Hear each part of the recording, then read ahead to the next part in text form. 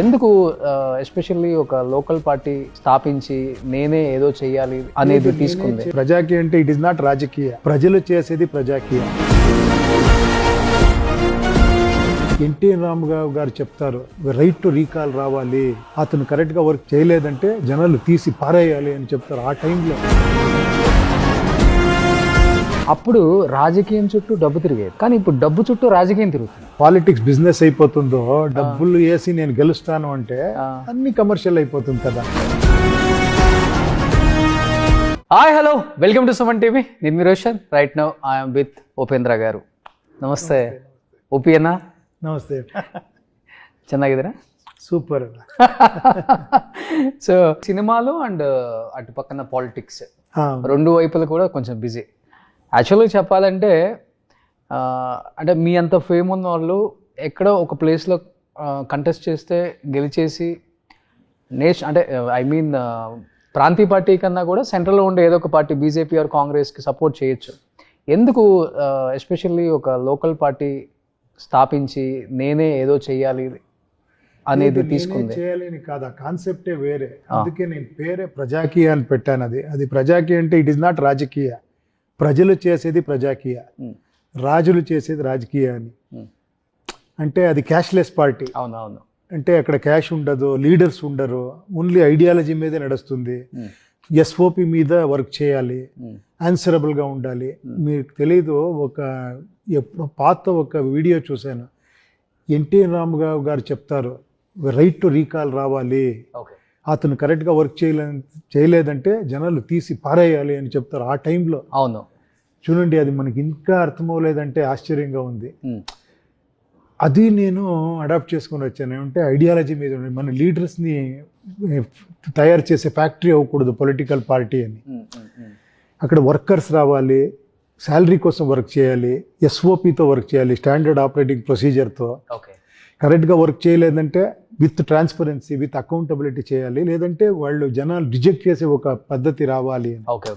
అలాంటి అది నేనేమో చేస్తానని కాదు, జనాలు ఇన్వాల్వ్ అవ్వాలి.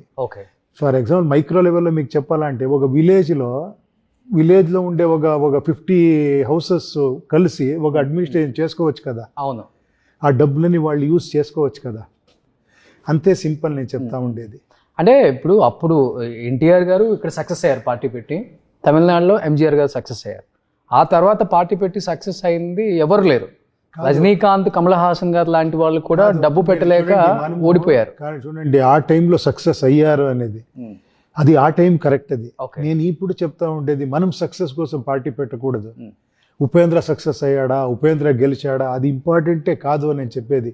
జనాలు గెలిచారా, ప్రజలు గెలిచారా, ప్రజలు సక్సెస్ఫుల్ అయ్యారా, అది రావాలి. నేను ఎప్పుడు నన్ను అడుగుతూ ఉంటారు, సార్ ఇక్కడ ఇద్దరు నిలుచుకొని ఉంటారు బీజేపీ నుంచి కాంగ్రెస్ నుంచి, ఎవరు గెలుస్తారు అంటే జనాలు గెలవాలి అని చెప్తాను నేను. వీళ్ళిద్దరు గెలిచేది కాదు అది. నేను ఆ పార్టీలో నేను చెప్పాను, మీ గెలుపు కాదు ఇది, ఓడిపోది గెలిపేది కాదు ఇది. ఇది మీకు వర్క్ దొరికేది అంతే, ఒక రిప్రజెంటేటివ్ వర్క్ దొరుకుతుంది అంతే. You are actually like an employee. అవును, కానీ ఇప్పుడు మీరు చెప్పినప్పుడు అంటే మీరు చెప్పిన దానికి ఇప్పుడు దానికి ఎంత డిఫరెన్స్ ఉందంటే సార్, అప్పుడు రాజకీయం చుట్టూ డబ్బు తిరిగేది, కానీ ఇప్పుడు డబ్బు చుట్టూ రాజకీయం తిరుగుతుంది. చాలా చేంజ్ ఉంది కదా. కాదు, అందుకే ఎప్పుడు పాలిటిక్స్ బిజినెస్ అయిపోతుందో, డబ్బులు వేసి నేను గెలుస్తాను అంటే అన్ని కమర్షియల్ అయిపోతుంది కదా. మీరు ఎడ్యుకేషన్ కమర్షియల్ అయిపోతుంది, హెల్త్ సిస్టమ్ ఇదైపోతుంది. మనము మళ్ళీ ఎవరు అడుగుతారు మీరు? దానికి బయటికి రావాలనే cashless party is very important అనేది. అవును, అక్కడ క్యాష్ ఉండకూడదు, పబ్లిసిటీ చేయకుండా అది చేంజెస్ రావాలి. లేదంటే నేను ఖర్చు పెడితే ఒక 1 crore వేస్తానని వస్తారు, ఇంకొక 10 crore వేస్తానని వస్తారు. నేను తర్వాత 10 crore ఇచ్చిన వాళ్ళకి నేను ఎక్కువ ఇది చేయాలి, ఎవరు గెలుస్తారో వాళ్ళకి ఇంపార్టెన్స్ ఇవ్వాలి. మళ్ళీ రాజప్రభుత్వమే అయిపోతుంది అది. అవును, ప్రజాప్రభుత్వం ఎక్కడవుతుంది? సో బట్ పార్టీ పెట్టిన తర్వాత అది మీకు ప్లస్ అయిందా మైనస్ అయిందా? ఆడియన్స్ లో కావచ్చు, సినిమా ఇండస్ట్రీలో కావచ్చు. నాకు ప్లస్ మైనస్ అవ్వాలని గ్రాఫ్ ఒకటి ఉంటుంది కదా. ఏదో అదే నేను చెప్తా ఉండేది. అందరూ ఇలాగే థింక్ చేస్తారు, సార్ పార్టీ పెట్టారు ఎవరో ప్లస్ అయిందంటే నేను ప్లస్ అవ్వాలంటే ఒక ఫిలిం చేస్తాను, అది కమర్స్, నా లైఫ్ అది. నేను ఇక్కడ వర్క్ చేస్తాను, నేను జీతం తీసుకుంటాను, అది నా సక్సెస్ ఫెయిల్యూర్ ఇక్కడ. అది సొసైటీ. కానీ డబ్బు ఖర్చు పెట్టాలి కదా. లేదు, నేను ఖర్చు పెట్టాను అని చెప్తున్నాను. 1 రూపీ నేను ఐ డోంట్ స్పెండ్ అని చెప్తున్నాను. Even I'm telling my contestant also don't spend.